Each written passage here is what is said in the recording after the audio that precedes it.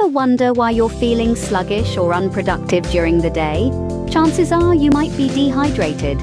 Welcome to MELI Digital Hub, where we convert digital tips into practical life hacks.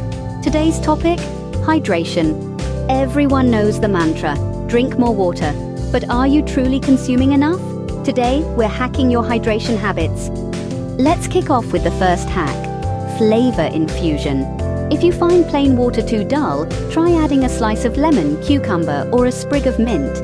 Not only will it taste better, but it will also encourage you to drink more. Moving on to hack number 2, there's an app for that.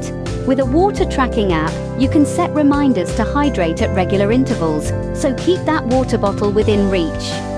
Lastly, hack number 3, eat your water. Yes, you heard it right. Foods like watermelon, cucumber, and strawberries are brimming with water. So snack smart and stay hydrated. Now, are you feeling the urge to sip some water? Keep in mind that your body is approximately 60% water. To maintain peak performance, ensure your body's water levels are constantly replenished, especially if you're a digital warrior like us here at MELI Digital Hub.